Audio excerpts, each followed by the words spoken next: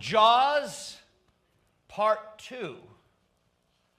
Last week we ended right in the middle. If you'll remember our friend, well, let me go through it real fast. You're not going to see the whole thing, but we got to catch you up as we move. So, if you'll remember last week, we look at the trip that he tried to do. This was his planned excursion. You see the planned excursion there? He was going to go all the way and maybe, what are the Merencas in Spain? I don't know. That's later, I suppose. He's going to enjoy some tapas over there in Tarshish. And he says, it's always nice as a missionary to go to a place that's nice to go. And Spain is one of those great places, isn't it? And I go, I'd rather go there than Assyria. Because if you'll remember Assyria, last week, the Assyrian government was something else in the ancient world. I mean, let's face it. Now, I said last week it's Mosul, Iraq, which is Iran and Iraq are like right here and right there, Mosul. And it's right off of the Tigris, not the Euphrates River. But it has it going right past it. But that place is between a lot of nations. Back then, the Medians were up to the north and just to the west. There were, of course, the Babylonians that were just to the south and to the east. And there was also over there the Hittites up. And you can go in some of the ancient writings, you can see how the Hittites and the Assyrians were constantly at battle with one another. And in fact, well, I won't get into it. It gets too long. But there was a lot that Jonah didn't want to deal with. And so you take a look at that ancient map and you see it. And he says, you know what? I'm heading for Tarshish.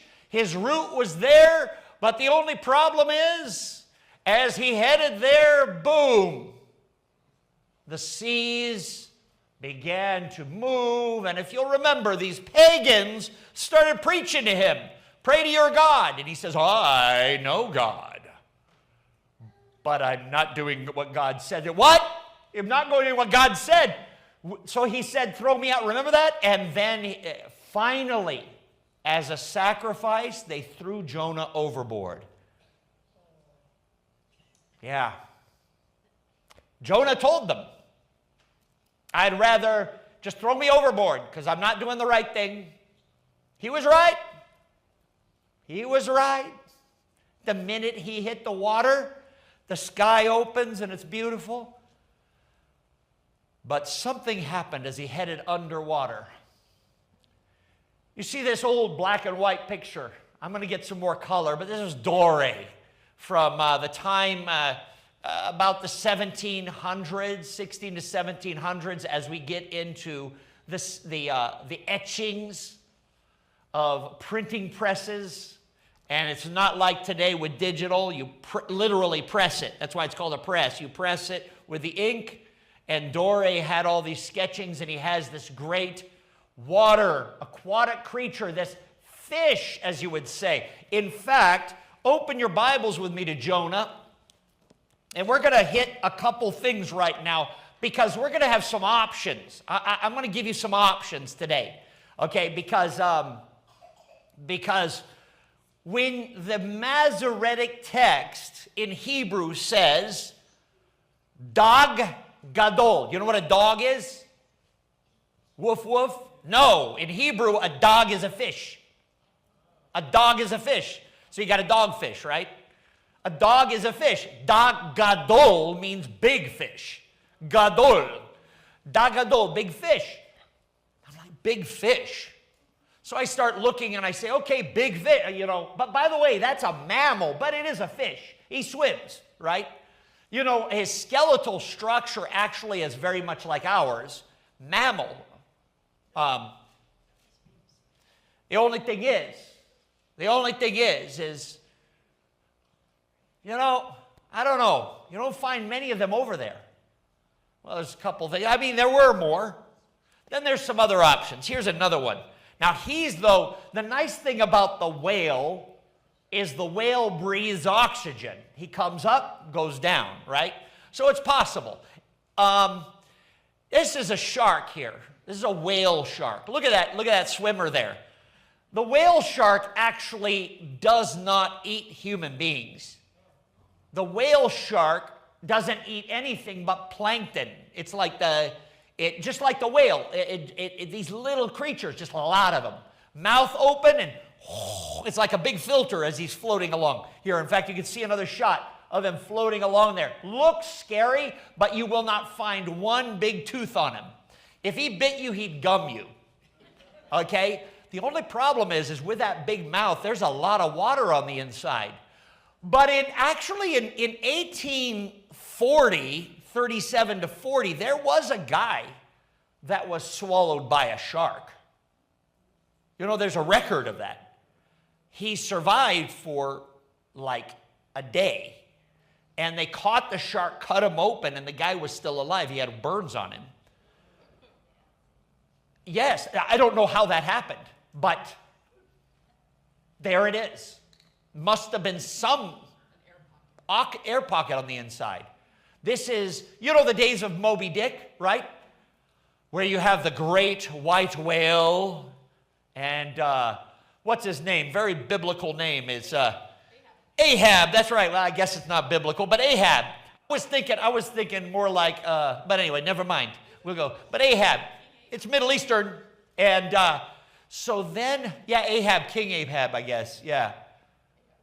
But then again, now this is for you, Mike Hempel, if you're online.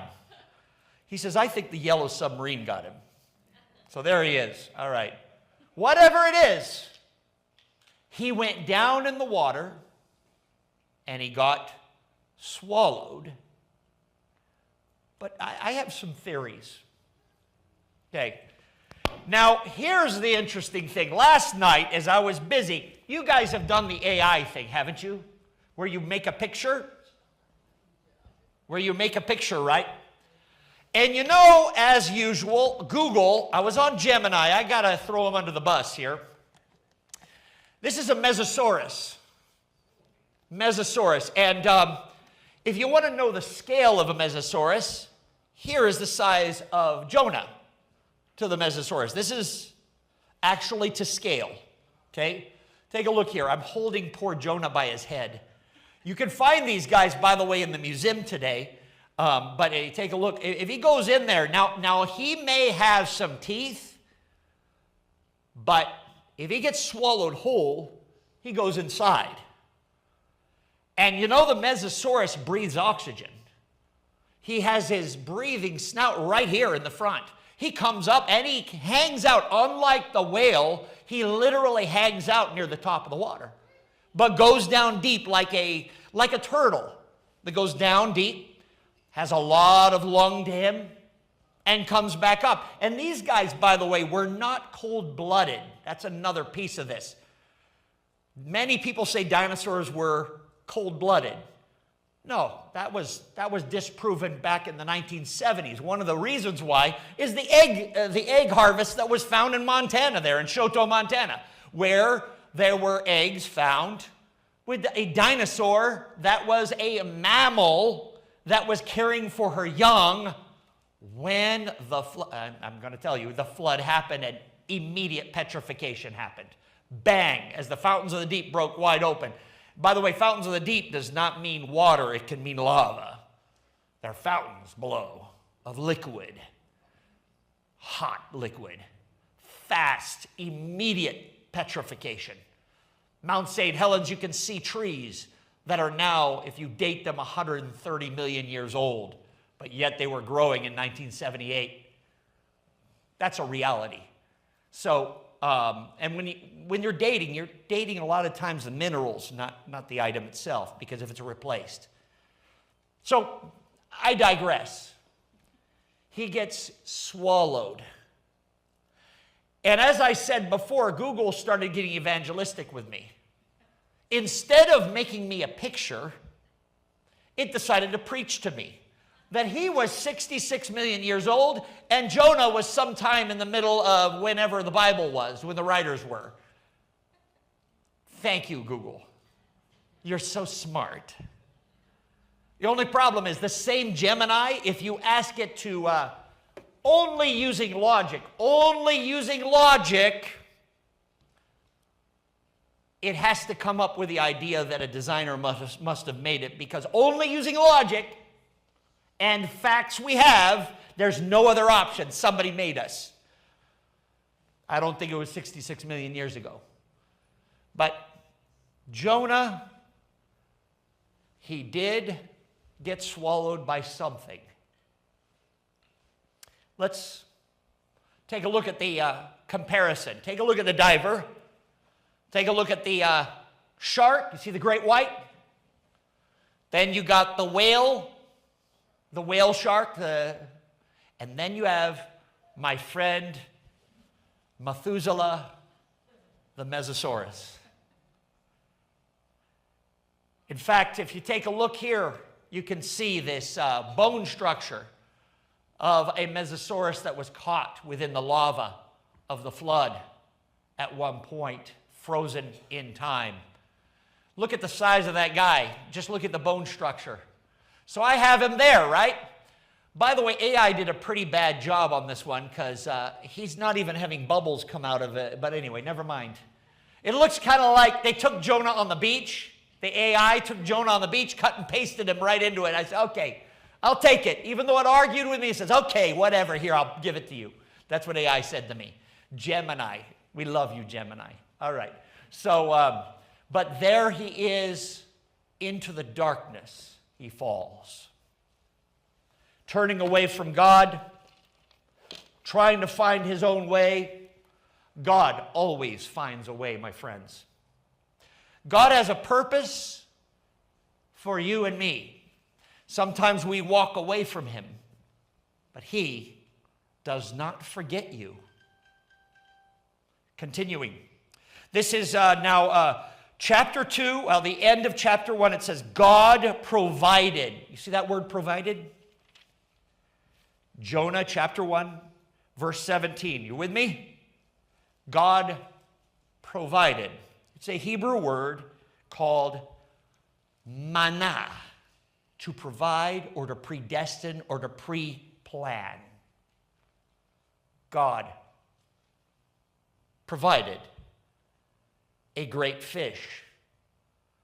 But let me get back to the Mesosaurus for a second. If you read the Old Testament in the LXX, called the Septuagint, the Greek Old Testament, translated at the time of Alexander the Great, when 70 priests went with their text over to Alexandria and translated into Greek, guess what it says right here? It doesn't say Dag Gadol. It says sea monster. I should have written up there in Greek the word sea monster. It's one word, but a sea monster, a general sea monster term of someone we're scared of in the water. Well, if there's Mesosaurus flying around under there, I would be paddling really hard, but I think he'd get me too. But here's the thing. The sea monster is under direction of the God of the universe. We may not like it. Sometimes things happen to us that are negative, that we see as negative, aren't. Are you with me? He's there. Now I'm going to have to move fast because there's a lot to do here. So, he's there. It literally says in chapter 2, there at the roots, I fell down, engulfed in verse 5. The waters threatened me. The deep surrounded me. This is the prayer that Jonah says within the belly of the whale, of the sea creature, the sea monster, the Mesosaurus, whatever you want to call him. Seaweed is wrapped around my head. To the roots of the mountains I sank down, and the earth beneath barred me in forever. But you, O Lord, you brought up my life from the what? The pit. Actually, in Hebrew, that's Sheol, from the dark hell. You pulled me out of the darkness and into the wonderful light. So, we take a look at how the map worked. all the way up, and the same Jonah is there, right? AI decided to shove the same copy and paste right in there.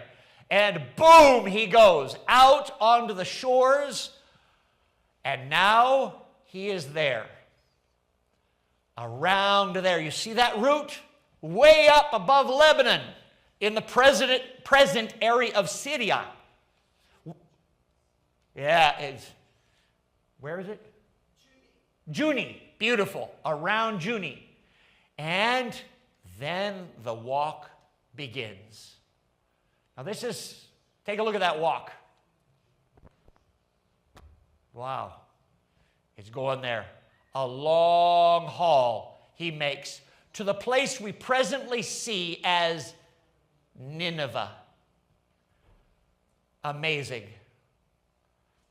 For some reason, is it not playing? Are none of the videos going to play today? It looks like it's not playing, huh?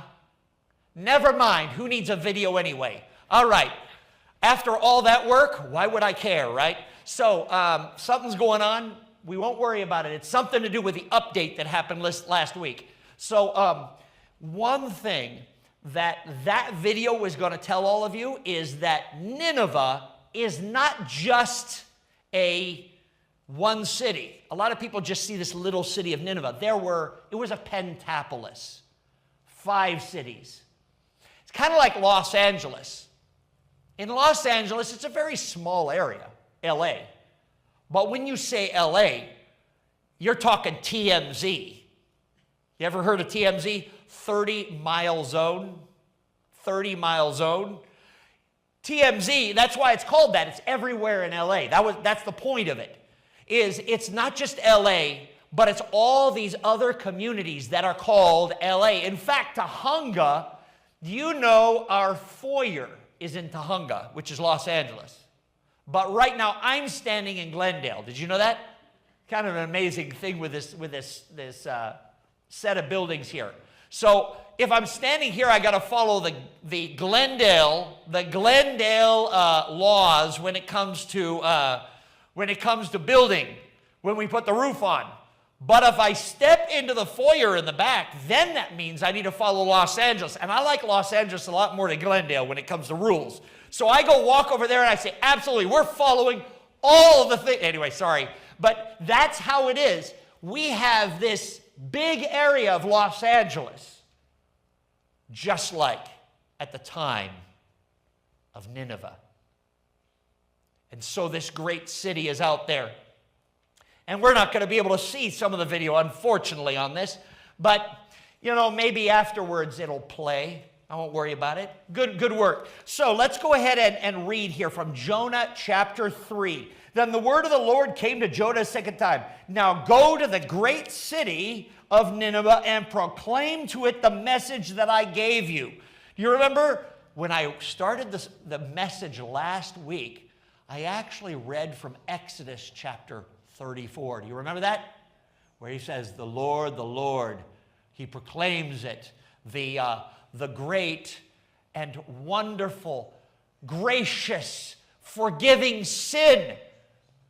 Jonah was looking at these people, the Assyrians, and saying, I don't want to go near there. I don't want to be impaled.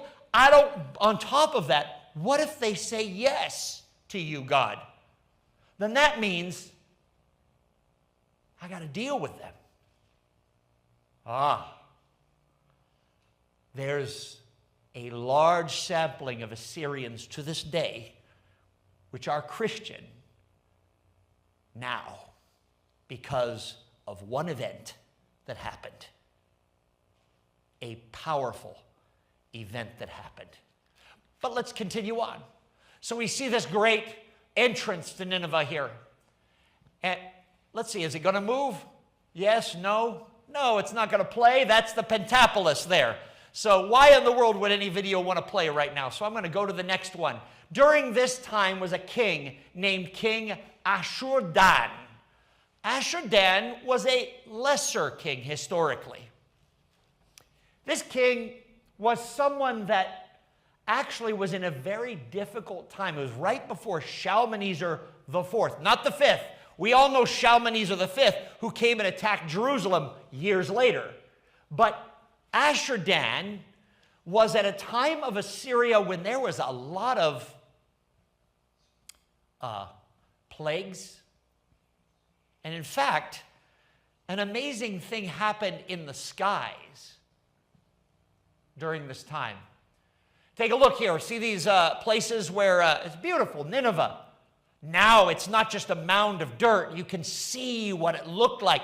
But you know, imagine that colorful, because the ancient world used a lot of color. One thing I don't like even in ancient movies, you have Greece and all these countries with just plain white. Actually, you can see there was pigment to these things. They would have blues and reds, especially in Assyria. They loved lapis lazuli, the color. That actually, during the time of Ashur-dan, that's where they received a lot of their money financially from.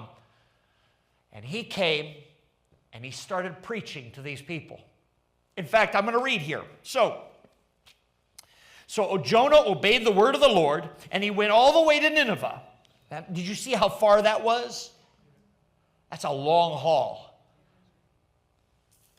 I want to let you know that on his way there, I guarantee you there were stories about the one who the fish burped out. The fish god was a big god during that time. In fact, there's many names, but one of them in the Bible we find is Dagon, which was the fish god. Mediterranean. It was very central. It was half fish, half human. You see Poseidon, all these different things in the ancient world.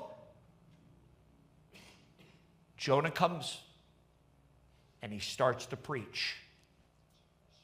In fact, it says, now Nineveh was a very large city. It took 3 days to go all the way through it. That's what that had to do with the Pentapolis. It's big. It takes about 3 days to walk through the 30-mile zone, doesn't it? And so you continue on, and Jonah is walking through a fast, let me read here. Are you with me in the Bible? Chapter 3? Yes. Jonah began by going a day's journey into the city and proclaiming, 40 days and 40 nights, Nineveh will be overthrown. Will be overthrown. The Ninevites believed God. Now let's stop there. That's fast. I mean, I'm not talking about like a fast like what they're going to do, but fast like fast. We hear it. We have Jonah. He's telling everyone that God is going to overthrow it. And you know what happened?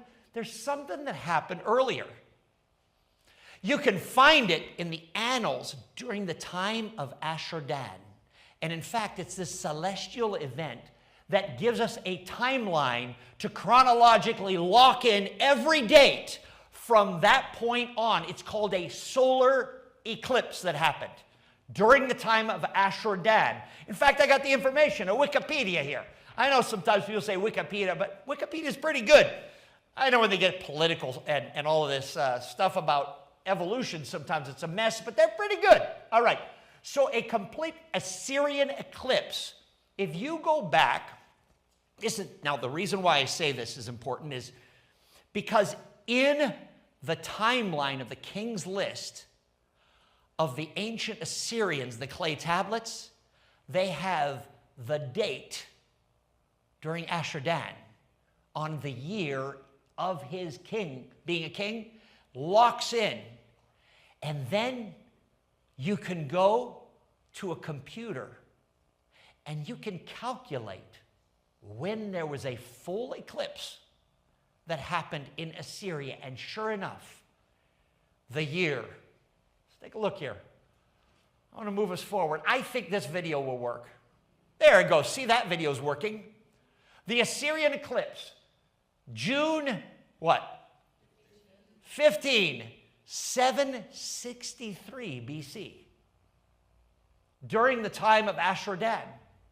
And the reason why we know that it happened before Jonah got there is if you go backward on their king's list and lock it in, or forward also to Hezekiah when Shalmaneser V attacked Jerusalem on the 4th year of Shalmaneser, the 14th year of Hezekiah, and then you lock backward in time all the way through the king's list, you get to Jeroboam II, the very moment in the book of 2 Kings where Jonah, in the city that was from the city of Gath-hepher, we talked about that last week, just before he got there, something Jonah had no idea about, because the solar eclipse isn't seen.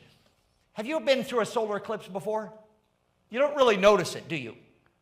Unless it's full. You have to have the special glasses, and you look up. I remember when I first went to Bangkok, all the Thai brothers and sisters were there with their welding glass. Oh, Mr. John, you have to see it. What? See what? Look. I look up and I saw, oh, and it was just the edge of it, the solar eclipse, just an edge of it. But a full solar eclipse happened only in the area of Nineveh and across as it moved. Because remember, a solar eclipse is because the sun's over here, the earth's over here, and the moon is going around the earth. And sometimes you get to be in a place where the moon is directly between the sun and the earth. And that was an omen. If you go to the annals of Ashur-dan III, you will find that there were plagues and bad omens during that time. And guess who arrives? Jonah says in 40 days and 40 nights, the city will be overthrown, and the Ninevites believed God, and a fast was proclaimed. Get this. Some people say, what in the world? That's so fast. Usually it's hard. No, it wasn't hard. God had been talking to the Assyrian people long before Jonah says, I don't care about those Assyrians. God did. Are you with me? Does God care about people in Los Angeles and Tahunga and Crescenta? Oh, yeah, sure, God. Yeah. Guess what? Sometimes you reaching out to someone else at the time of their bad omens that they're having in their life and helping them know the eternal God at that moment. I know it's not always long-lived. People forget, but it doesn't mean God isn't calling. Are you with me?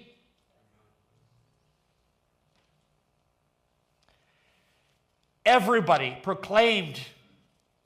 In fact, they rose up. It says in verse 6, when Jonah's warning reached the king of Nineveh, he rose up from his throne, took off his royal robes. He covered himself with sackcloth and sat down in the dust. This is a proclamation he issues to all of Nineveh. A decree of the king to his nobles. Do not let people or who? Don't let people or animals or flocks or herd taste anything. Do not let them eat or drink. How do you like that? Even the poor animals have to follow it. Put the sackcloth and ashes on that cow. We got to stop. Do you get that? That's amazing. Actually, this tells you a lot about the culture and how they thought of it.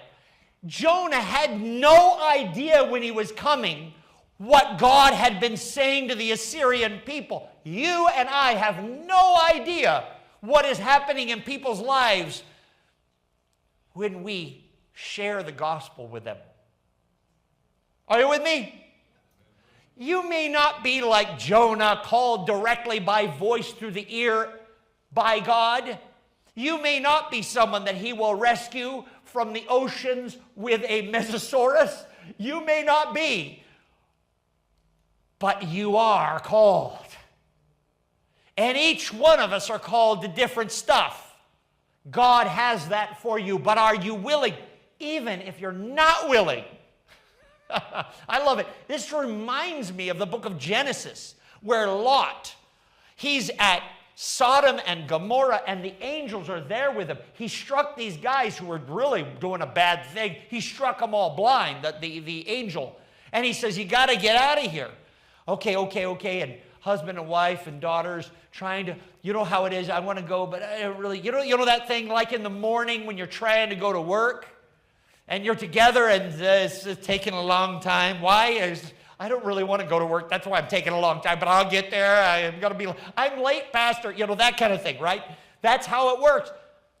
So the angel, it says in the book of Genesis that Lot hesitated. And the angel grabbed him by the arm and pulled him. I remember my dad used to say, he who hesitates is lost.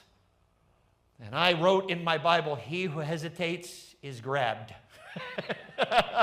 God, and you may have experienced that in your life.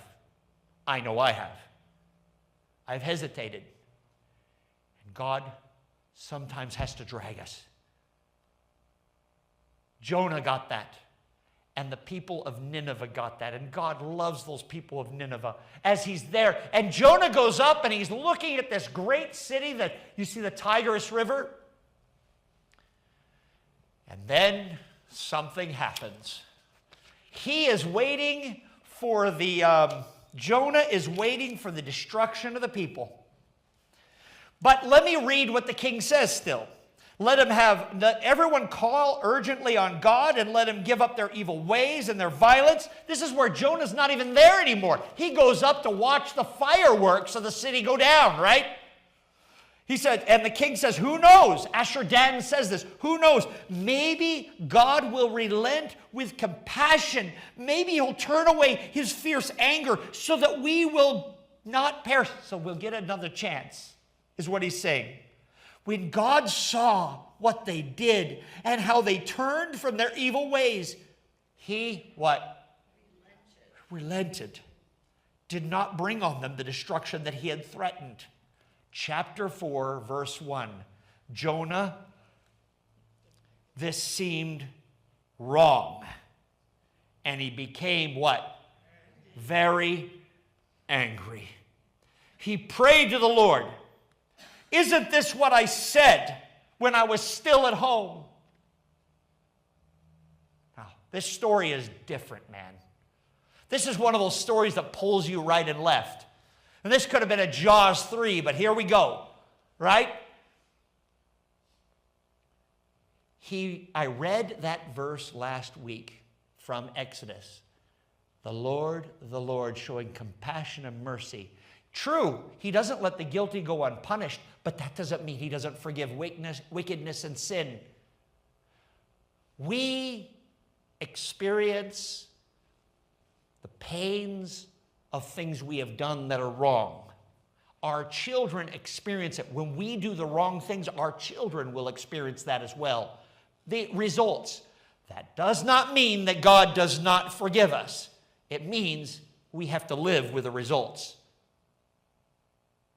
But Jonah would like the forgiveness. He doesn't want these people around. But God has other plans. Are you with me?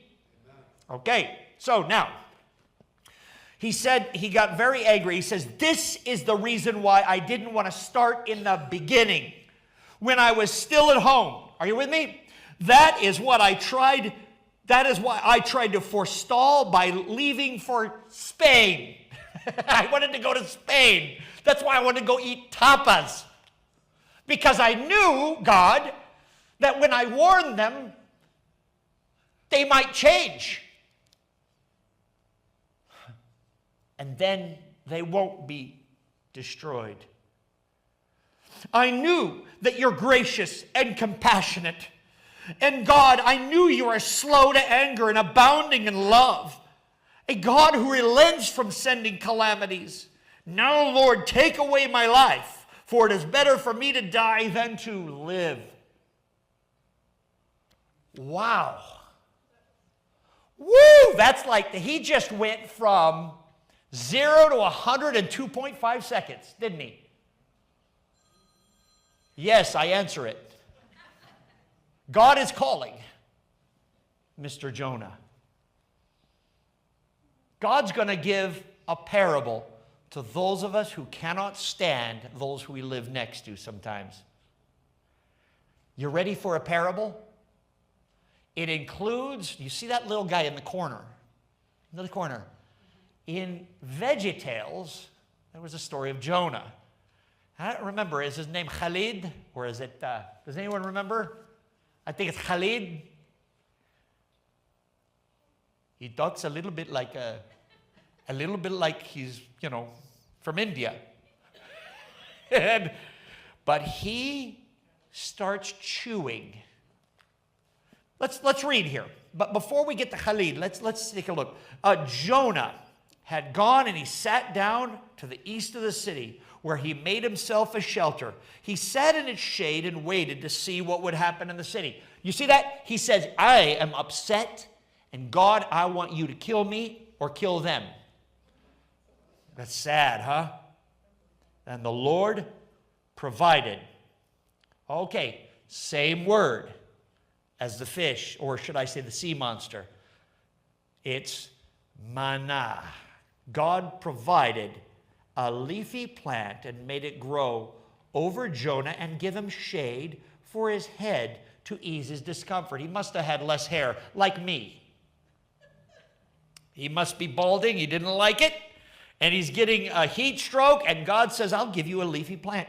I'm going to give you that grace. I'm going to let it grow over you and give him shade to ease his discomfort. And Jonah was very happy about the plant. Now, he's happy about the plant. Praise the Lord, right? But at dawn the next day, God provided another word, manna. The same word, jaws too. The second pair of jaws. God provided a what? A worm or a creepy crawly. Starts eating away at the vine. The kind that you don't see. You don't have your orchid man or whatever, right? Come and blow it out of the water, right? No, God provided him and he's munching. Have you ever seen those things munch, by the way, those caterpillars? You can hear them. If you're in the country, I remember as a kid there were potato bugs and I could hear them munching. I go, oh, Lord in heaven, save me from the potato bugs, right? And so the worm started chewing the plant until what? It withered. The sun rose, and then God, manna, provided a scorching east wind. The sun blazed on Jonah's head so that he grew faint, and he wanted to die, and he said, it would be better for me to die than to live. But then God said to Jonah, now here we go. Take a look. He's so upset. I don't know, the AI didn't make him too upset, but he is so annoyed. Oh, this one works. He is so annoyed and upset and sick and tired of it. The wind is blowing, the sun is burning, and he is angry that these people are not being destroyed. It reminds me of sometimes me. We all are angry in our lives that God doesn't do what we want him to do. God, spelled backwards, is dog. And many of us Christians worship God as if he is Rover. If I give you this treat, you'll do this for me. If I do that, you'll do that for me. Roll over, God, I'll keep the Sabbath. Roll over, God, I'll do this and you give me money. I'll give you tithe and you give me money. That's how we like to have God, but this is not God. We follow God, and he is the one that actually has a plan that's bigger than all of us. He preached to these people, and he said, or should I say, Jonah preached to these people, and now God is going to speak out of the silence. After Jonah says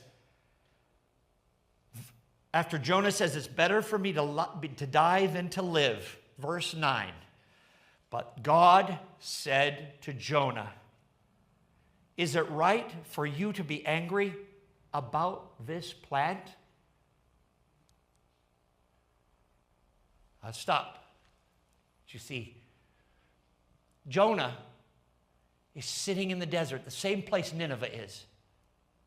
The sun is going to scorch that city. The sun always symbolically means wrath, heat, destruction. But God planned and prepared manna, a plant, to cover his head for shade, to stop the east wind of time that destroys you. God showed him, you need me and the grace I'm giving you as much as they need it. But when Jonah was angry, then God says, okay, now let me let you feel how they will feel when they're destroyed. The jaws come. God prepared the worm. He ate the tree. It went down. The east wind scorches him with the sun burning his bald spot. And he feels what it feels like to be someone who has no grace in their lives. They try, but they're still lost. They don't know their right hand from their left because they don't know what God has asked us to do. And by the way, not knowing your right hand from your left is a way to explain a child. Do you blame a child when they don't know how to use a tractor when they're only 2 years old? No, they don't know that they don't know. They think they do, but they don't know. Same with us. We all are children of God, and God has called us, but we don't know. And God says this. In fact, God has such a love for these people that is unbelievable. He says here, okay, he says, is it right for you to be angry with me? It is, Jonah says. I am angry and I wish I were dead. Verse 10. But then the Lord says, you have been so concerned about this plant, though you did not tend it or make it grow. It sprang up overnight and it died overnight. And should I not have concern for this great city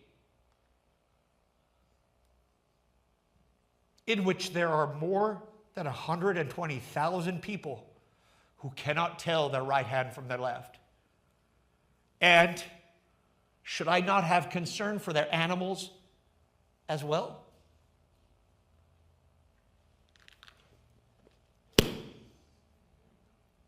The book of Jonah has just ended. Here's the question. What happened to Jonah? What did he choose? All I have to do is to go to the words of Jesus. Turn with me to the book of Luke, a powerful book with an incredible message. 4 parables in it, and the 4th one is a part of a third parable. Chapter 15. I'm going to get you to the end of the prodigal son. This son that was a son of the king who had gone away and spent everything, and then he came back. But then there was the brother who stayed and took care of everything. And then his brother, his loser brother, comes back. And then his father has a party because the brother comes home. And the other brother, the brother who stayed, is so upset. He won't even walk into the party. And let me read here what Jesus says happens in this parable. This is in chapter 15 of Luke, verse 28. The older brother became angry and refused to go in to the party. So his father came out and pleaded with him. But he answered his father back, look, all these years I have slaved for you.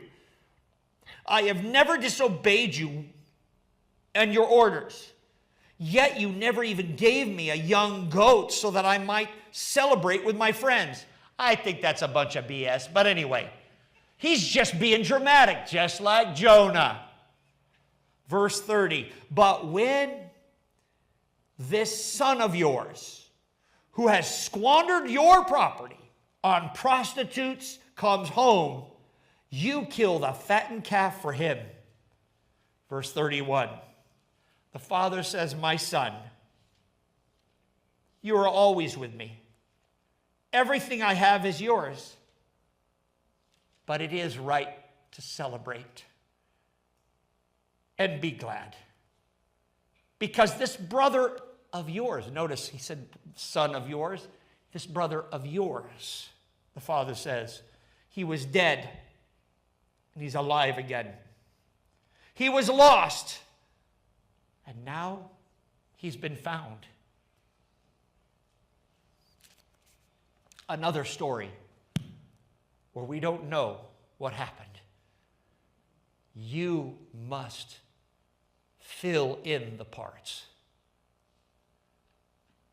But I've got good news for you. I have no idea what happened to Jonah.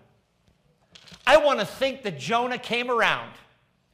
I want to think that Jonah began to love people because they're God's children. I want to think that. But one thing I do know is to this day, the Assyrian people know Jonah well. In fact, there's even a mosque, an Islamic mosque, where Jonah is celebrated just outside of Mosul. Jonah changed a nation, even if he didn't want to. The Assyrian Christian community has been strong because of one man, or should I say, one God. I was going to talk about this during the video, but never mind. You can come take a look at it soon. Because of one man that God put in a submarine, took him up to the shore and changed the then known world. Assyria did not attack Israel for another 170 years then. I mean, it was a long period of time of positive that happened there afterwards. Well, I think it's Shalmaneser V was, I guess, about 80 or 90 years later. But the truth is, God, whether you like it or not, has called you to tell other people that you may not like about Jesus. I, myself, choose to love them because they're brothers and sisters as I share. And I ask you to do the same.